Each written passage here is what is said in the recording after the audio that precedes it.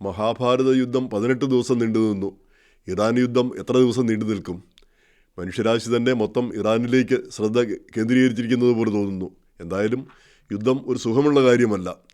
ഈ ഇറാൻ കീഴടങ്ങണമെന്നും നിരുപാധികം കീഴടങ്ങണമെന്നാണ് പ്രസിഡന്റ് ആവശ്യപ്പെട്ടിരിക്കുന്നത്. പക്ഷേ ഞങ്ങളുടെ അല്ലെങ്കിൽ ആ മോഹം കൊണ്ട് നിങ്ങളുടെ ജീവിതാന്ത്യം വരെ ആ മോഹം നടക്കില്ല എന്ന രീതിയിലാണ് ഇറാൻ അധികൃതർ പ്രതികരിച്ചത്. എങ്ങനെ വന്നാലും അമേരിക്കയോടും ഇസ്രയേലിനോടും ദീർഘകാലം പൊരുതാനുള്ള ശക്തിയൊന്നും ഇറാനില്ലാതെന്ന് നമുക്കറിയാം. പക്ഷേ അവർക്ക് കുറേ കാലത്തേക്ക് പൊരുതാനുള്ള ശക്തി ഉണ്ട് താനും.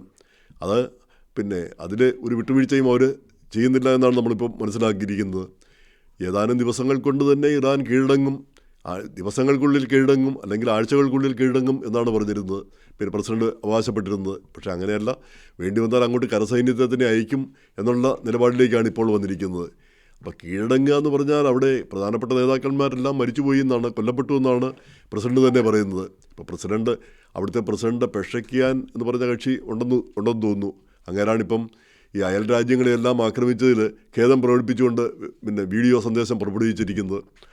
വളരെ നല്ലത്. ഇറാൻ ആദ്യം പഠിക്കേണ്ട പാഠം അതായിരുന്നു. ഈ അയൽവക്കത്തുള്ള സുഹൃത്ത് രാജ്യങ്ങളെ മുഴുവൻ പിണക്കുക, സകല രാജ്യങ്ങളെയും പിണക്കുക. അതെല്ലാം ഇസ്ലാമിക രാജ്യങ്ങളാണ്, ഇവരുമായിട്ട് ബന്ധപ്പെട്ട രാജ്യങ്ങളാണ്. അവയെല്ലാം പിണക്കുക ആണ് ചെയ്തത്. അപ്പോൾ ഒറ്റ മിത്രം പോലും ഇല്ലാത്തൊരവസ്ഥ അവർക്ക് വന്നു.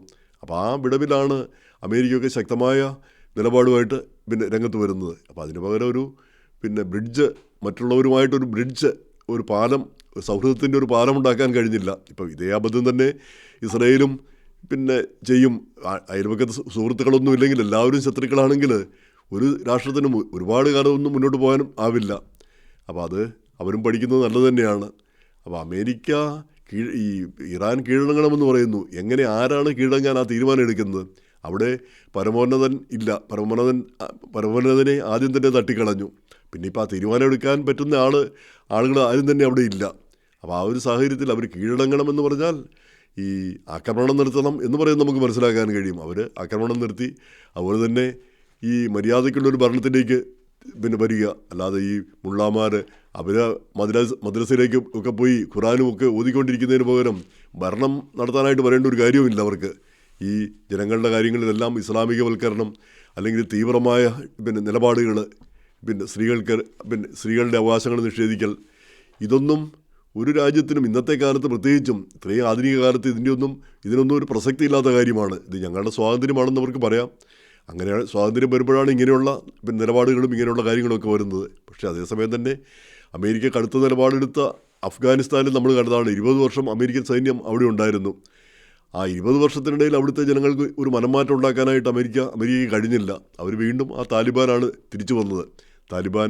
അപ്പോൾ അങ്ങനെയുള്ളൊരവസ്ഥ, ഈ തീവ്ര നിലപാടുകളൊക്കെ കൊണ്ട് വീണ്ടും ഇറാനെ ഒരു ഭീകരരാഷ്ട്രമാക്കി മാറ്റുന്ന ഒരു സ്ഥിതി വന്നു കഴിഞ്ഞാൽ അത് മിഡിൽ ഈസ്റ്റിനെ ആകെ ബാധിക്കുന്ന കാര്യമാണ്. അഫ്ഗാൻ പോലെയല്ല, അമേരിക്കയെ സംബന്ധിച്ചിടത്തോളം മിഡിൽ ഈസ്റ്റ് വളരെ പ്രധാനപ്പെട്ടതാണ്, ലോകത്തിന് മൊത്തം പ്രധാനപ്പെട്ടതാണ്.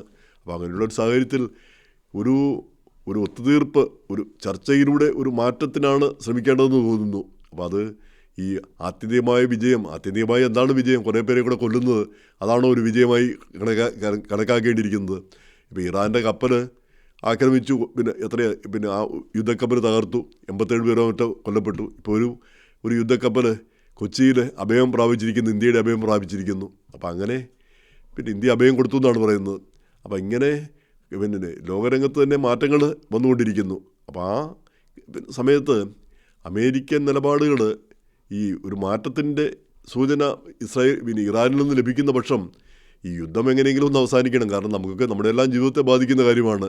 വില കൂടുന്ന മാത്രമല്ല, യാത്ര, അതുപോലുള്ള കാര്യങ്ങൾ, സർവ്വകാര്യങ്ങളിലും പ്രശ്നങ്ങളായി തീർന്നിരിക്കുന്നു. അപ്പോൾ യുദ്ധം എങ്ങനെയും തീരുക എന്നുള്ളത് മനുഷ്യരാശിയുടെ ഒരു ആവശ്യമായി മാറിയിരിക്കുന്നു. ഇപ്പോൾ അമേരിക്ക ശക്തമായ നിലപാട് അത് അനുസരിച്ച് അവിടുത്തെ ജനങ്ങൾക്ക് പ്രതികരിക്കാനൊരു സൗകര്യമാണ് ഇനി വേണ്ടതെന്ന് തോന്നുന്നു. നേരെ മറിച്ച് നിങ്ങളിപ്പം മാറിക്കൊള്ളണം അല്ലെങ്കിൽ ഞങ്ങൾ ശരിപ്പെടുത്തുമെന്ന് പറഞ്ഞാൽ മാറ്റമുണ്ടായി എന്ന് വരില്ല. പക്ഷേ അവർക്ക് മാറാനും മാറി ചിന്തിക്കാനുമുള്ളൊരവസരം ആണ് ഇനി ഉണ്ടാവേണ്ടത്. അപ്പോൾ ആ തീവ്ര നിലപാട്, ഇതൊന്നും നമ്മൾ ഭരണകൂടത്തോട് പറയേണ്ട കാര്യങ്ങളല്ല. പക്ഷേ എന്നാൽ കൂടി ഒരു മാറ്റം ഉണ്ടാവട്ടെ എന്നാണ് നമ്മളൊക്കെ ആഗ്രഹിക്കുന്നത്. ഒരുപാട് കാലം യുദ്ധം മുന്നോട്ട് പോകുന്നതിന് ഒരു സുഖവുമില്ല. അത് നമ്മുടെ എല്ലാം ബാധിക്കും, നമ്മുടെ എല്ലാം ജീവിതത്തെ ബാധിക്കും, നമുക്കെല്ലാം ദോഷമായി ബാധിക്കും. അപ്പം പിന്നെ എണ്ണവിലയാണ് ഇപ്പോൾ തന്നെ കൂടിയിരിക്കുന്നു. ഇങ്ങനെ ഓരോ തരത്തിലും. അപ്പോൾ ഇതിനൊരു അവസാനം വേണം. യുദ്ധം 18 ദിവസമൊന്നും ആവേണ്ടതില്ല, അല്ലാതെ തന്നെ യുദ്ധം അവസാനിക്കേണ്ടതുണ്ട് എന്നാണ് നമ്മളൊക്കെ ആഗ്രഹിക്കുന്നത്.